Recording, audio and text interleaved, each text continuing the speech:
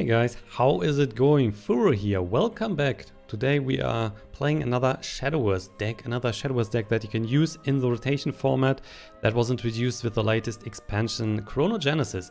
Since then we have two formats in Shadowverse. First of all, the rotation format that allows you to play the last 5 expansions, and we have the unlimited format where you can use all the cards in your collection. So for today I want to present you a Dirt RuneCraft deck, so an Earth Rite or Earth Sigil deck.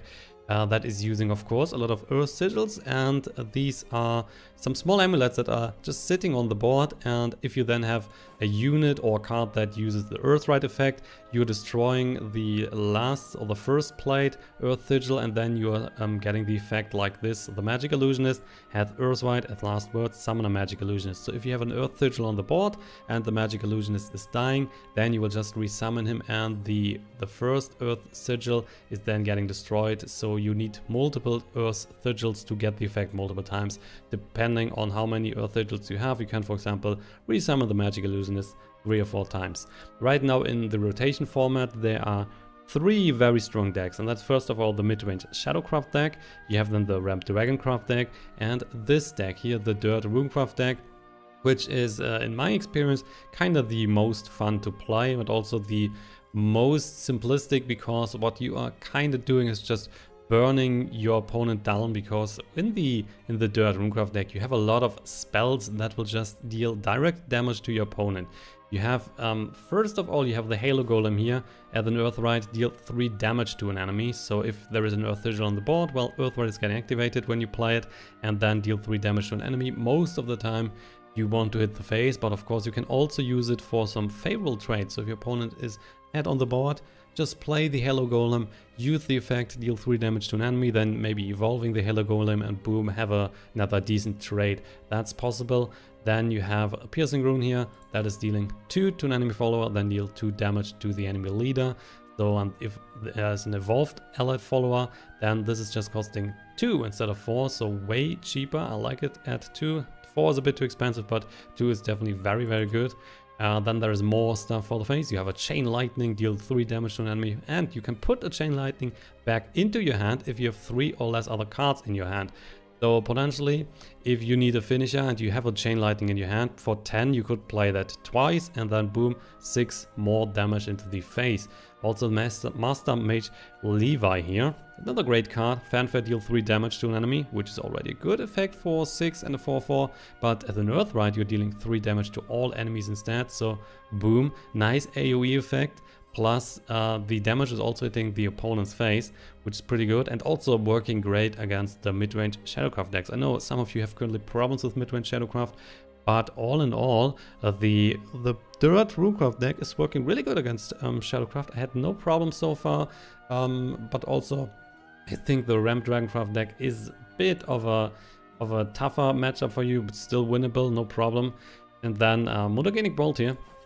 That is kind of the card that is helping you against the Ramp Dragoncraft players, but also against Shadowcraft, that's for sure. You will transform each enemy follower into a Flame Rat, and the Flame Rat is a very small creature, has 1 attack, 1 defense, but it is also dealing 1 point of damage to each leader at the start of your opponent's turn, or if you have the reds, then of course at the start of your turn, but normally your opponent has the reds because you will play Mutagenic Bolt and he's probably not playing that. So then let's say he's playing Ramp Dragoncraft, he has 3 strong units on the board, then boom, you play the Mutagenic Bolt, and all these units are going into Flame Reds, so the power is gone, plus it's dealing another 3 damage then into your opponent's face, also in your own face, but you are normally the aggressor, so that is totally fine, so helps you a lot to finish the games.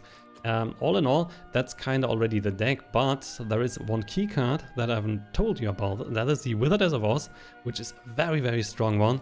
Costing 5, has 4/5 in stats, and Fanfare, you will draw cards until there are 5 cards in your hand, so it allows you first of all to redraw a lot of cards, and then the most important part, you will change the cost of the spells without spell boost in your hand to 1.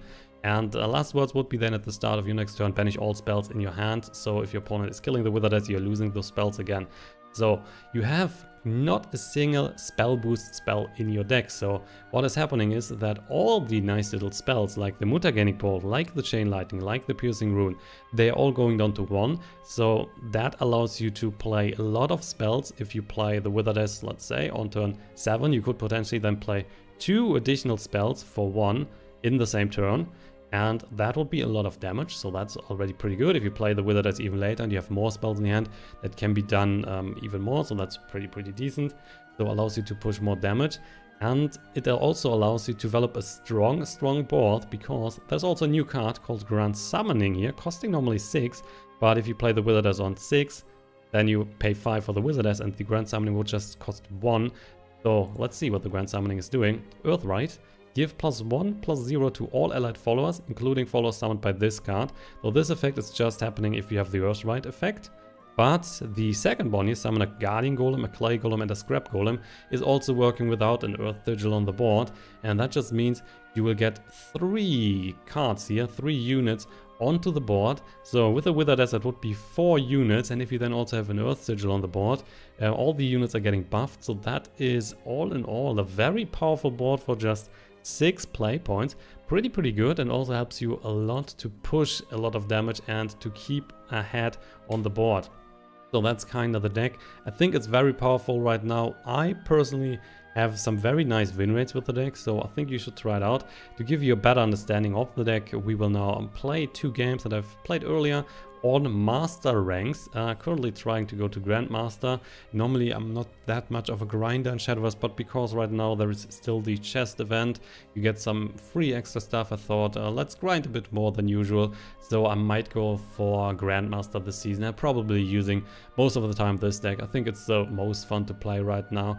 So I think you should give it a try, and now let's check out some gameplay with the deck that I've played earlier. Let's go.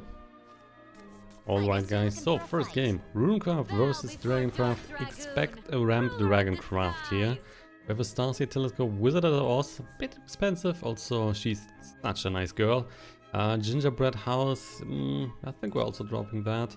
Just looking forward to find something else to play, like a Dwarf Alchemist. Yeah, that's perfect.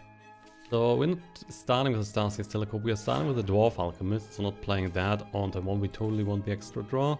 Dwarf Alchemist on 2 is cool. Mutagenic Bolt is of course too expensive, especially if he's playing Ramp DragonCraft. We kinda need a fast start. Have another Starseer's Telescope. Not bad. Yellow Golem is also not bad. And Dragon Oracle, some early ramp for our opponent.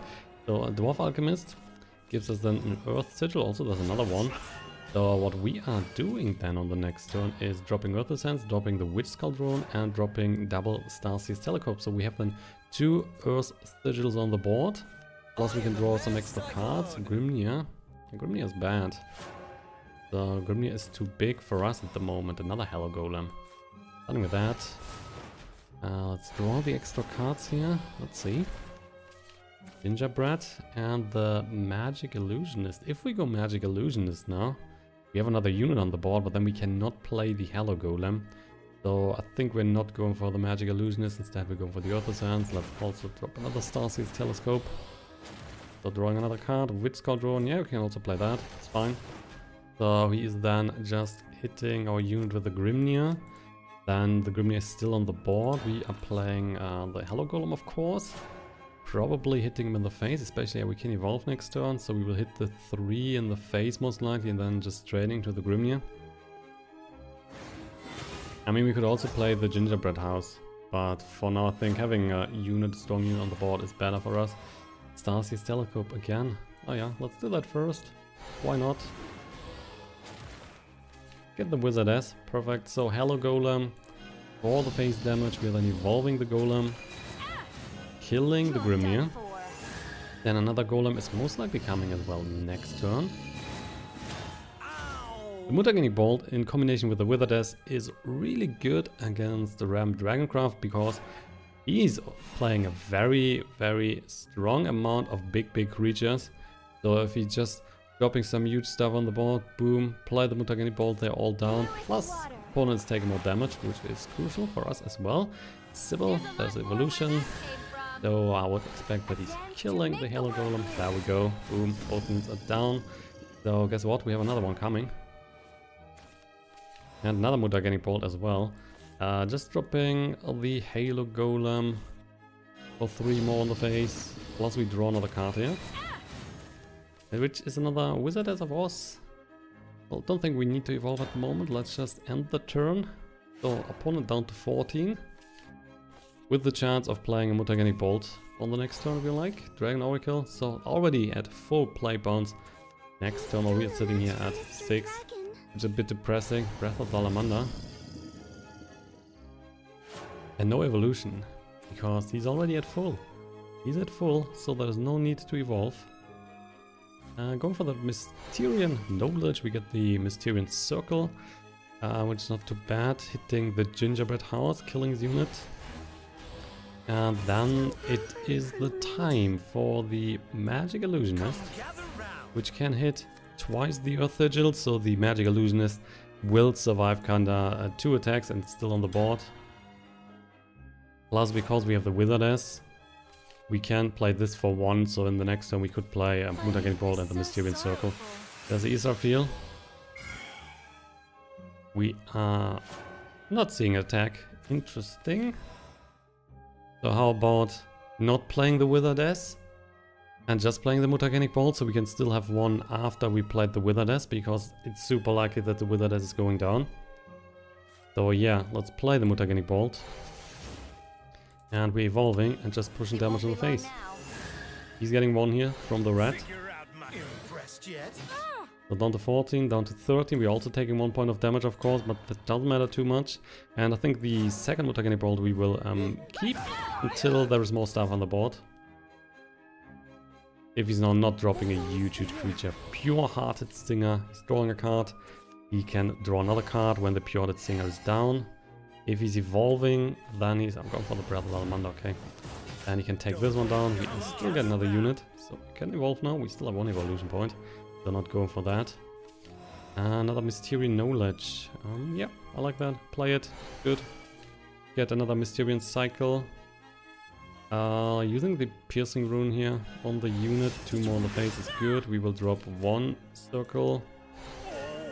And I don't think we're going for the evolution for now. I mean, it would be another 4 instead of 2. No, I think 2 is fine for now. Let's go just for 12. We could play the circle here as well. But then if he's going for Barmoot, well, he's crushing everything. So I think we're keeping that. I mean, the chance for him to have Barmoot is not that low. Nearly half of the deck is gone. He has 7 cards in the hand. So there's a decent chance that there's Barmoot and he's dropping the Barmoot. See?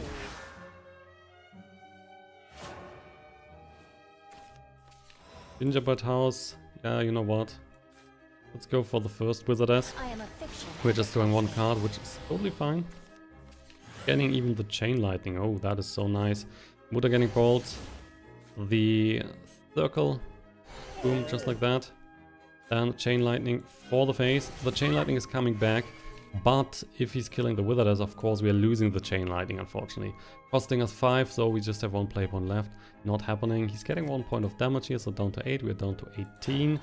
And just crossing my fingers here that he's, well, let's see. Bahamut would be, of course, bad again. We have no Dragon Scissor. We have no Mutagenic Bolt left. Hitting that for 1. And another Dragoon Scissor. So the Wizardess is also down. And he's now dropping a lot on the board. So we are losing the Chain Lightning. Luckily, we have another Wizardess coming. Dwarf Alchemist. The Dwarf Alchemist. So option number 1, because we're drawing a lot of cards from the Wizardess, would be playing the Gingerbread, then play the Wizardess, then we're drawing 4 cards. With a chance to get some playable spells here. I think we're doing that. Gingerbread, hitting that, so we're healing back 20. Playing the Wizardess, drawing a few cards. And there is a spell, a Piercing Rune, a spell that we can play, so we are totally doing that. Hello Golem, another 3 in the face next turn. So that is nearly enough. Down to 6, down to 6. Still has 1 evolution, but he's also going very low on cards now. He's up here. Okay, that is some healing, unfortunately. He is evolving. Boom, having a 10-10 on the board. That is dealing some extra damage every turn. Death is another fiction.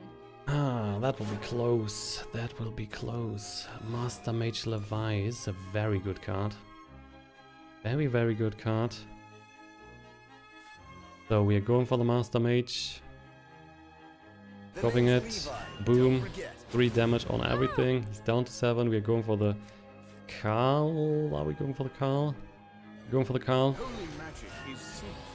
Get an extra life point back, so back to 19. With the Ether Field, he can attack, and then he's dealing 2 damage to everything. So, but I mean, we still have the evolution. Please, no those here. Good with everything else, I think. Ooh, okay. That's also a lot of damage. No, not here. Going phase. We are still surviving by 1 point. So, do we have something else? Because, oh wow, he's not. He could have traded. Why was he not trading? That's just a defeat now, sir. I admit Yeah, there is a defeat. Could have just traded, to be honest. Game 2, and now we have RUNECRAFT versus RUNECRAFT. Interesting. That will be fun. Double piercing rune. Nope, thank you, sir. Wizardess. Nope, thank you. So we are getting definitely a stronger starting hand with the Magic Illusionist, Karl, and the Grunt Summoning, which is of course too expensive, but we will like to play that later with the Wizardess. That is just so powerful. Play that on turn 6, so Wizardess and the Grand Summoning for 1. That is pretty damn good. So another Karl, Mage Nightfall. No Earth Sigil until we play the Karl. So the Magic Illusionist is an easy target. There's also a Magic Illusionist, but let's face it, if our opponent is then dropping an Earth Sigil here, his Magic Illusionist is unfortunately surviving. We still have to apply that, of course. But yeah, he's normally just dropping an Earth Sigil. He can then trade, keep the Magic Illusionist on the board, so kind of having a good situation. And if he's also dropping a Karl, he has another unit on the board. Not going for that. Interesting. Oh, it's just another Magic Illusionist. Now, very unusual. But I'm not complaining too much, so dropping the Karl, of course. We get 1 Earth Sigil on the board, we're also healing back. It's not really changing too much. If he's then going for 2 in the phase, we can just go another Karl and we're healing back for 2. Can trade then, that's pretty good.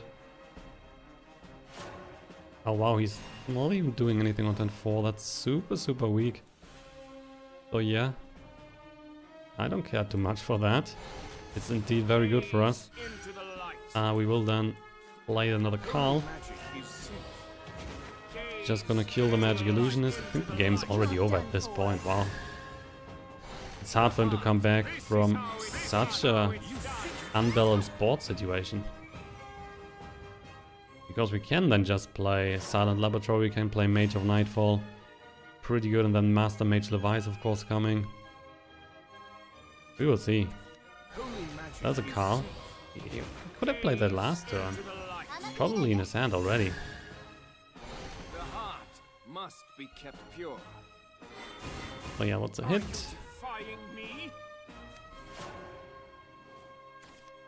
And another Master Mage. Holy moly, I like that a lot. So going for the Mage of Nightfall.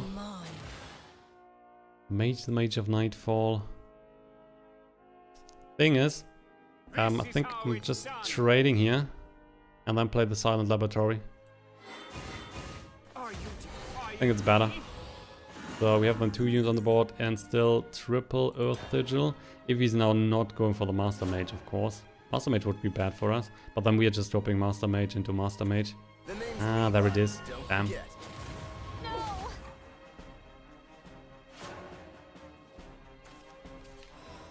Yep, so Master Mage is coming.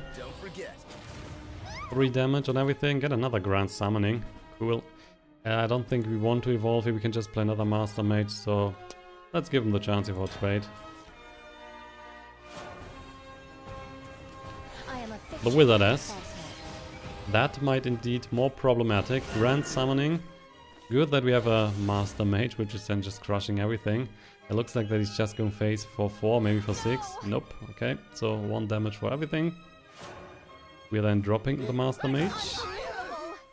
Killing quite a bit. Really quite a bit. The name's Levi, don't forget. So then we're evolving. Keeping the red on the board. That is fine. Wizardess down. 1 in the face. He's losing one spell. Perfect. Dwarf Alchemist. Earth Essence into his hand. He's dropping that. 5 left to go. If he's evolving the Dwarf Alchemist, he's getting a random Earthright card. Oh, Halo Golem.